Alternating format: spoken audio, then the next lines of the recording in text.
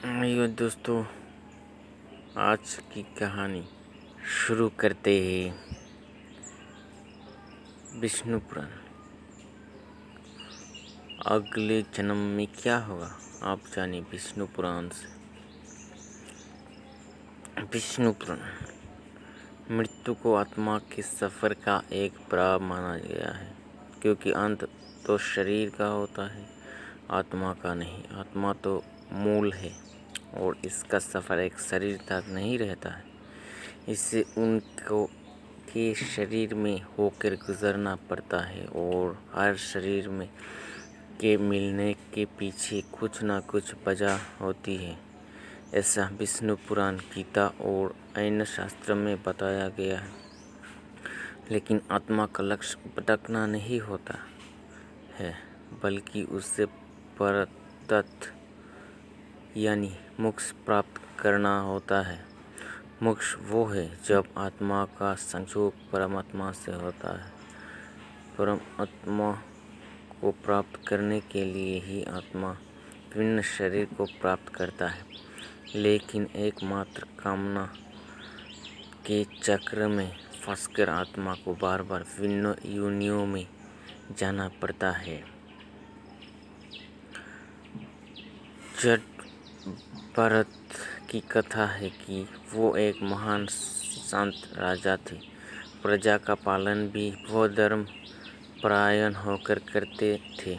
लेकिन एक दिन हुआ ऐसे कि जब वह स्नान कर रहे थे, तभी एक हिरणी सिंह के भय से भागते हुए नदी में कूद गए, लेकिन वो नदी को पार नहीं कर पाए।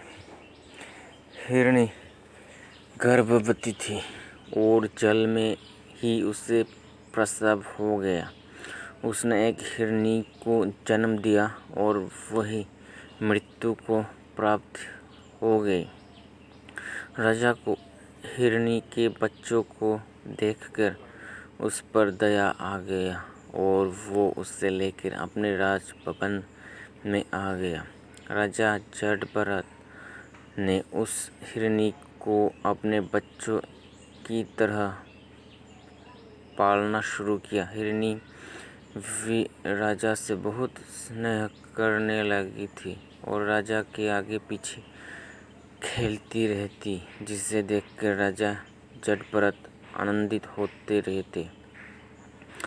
राजा का मुँह हिरणी के बच्चे से बढ़ता चला गया और धीरे धीरे वो बूढ़े होकर मृत्यु को प्राप्त हो गए। लेकिन मृत्यु के समय भी उस हिरणी से उनका मोह समाप्त नहीं हुआ। वो उसी के बारे में सोचते रहे। परिणाम ये हुआ कि उन्हें मनुष्य योनि से एक पशु योनि में जाना पड़ा और वो स्वयं उस हिरणी की गर्भ में आ गए और हिरण के रूप में उनका अगला जन्म हुआ।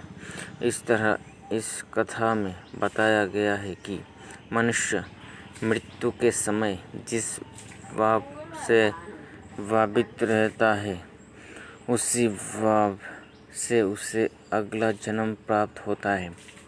गीता में भी कहा गया है कि मृत्यु काल में भगवान में जिनका मन लगा रहता है, वही मोक्ष को पाता है। लेकिन ये बहुत ही कठिन है, क्योंकि जीवन भर जिस भाव से मनुष्य भावित रहता है, वही भाव मृत्यु के समय उसके मन पर हावी रहता है।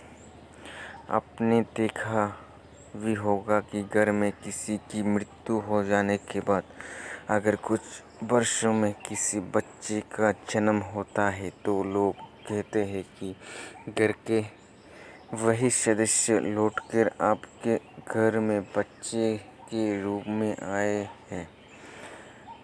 दरअसल ये उस व्यक्ति के अपने परिवार के प्रति मोह और कामना को दर्शाता है, क्योंकि मनुष्य अपनी कामनाओं और परिवार के मोह से जल्दी निकल नहीं पाता है।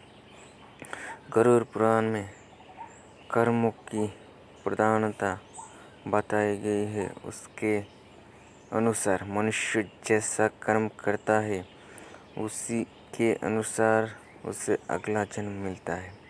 इसलिए कर्म और कामना इन दोनों को ही मनुष्य के अगले जन्म का कारण माना जाता है। तो दोस्तों, आज की कहानी यहाँ पे ख़त्म करते हैं। कैसा लगा प्लीज़ ऐसे कहानियाँ सुनने के लिए और ऐसे पवित्र ग्रंथ सुनने के लिए लाइक, सब्सक्राइब और शेयर कीजिए प्लीज़ दोस्तों। Thank you.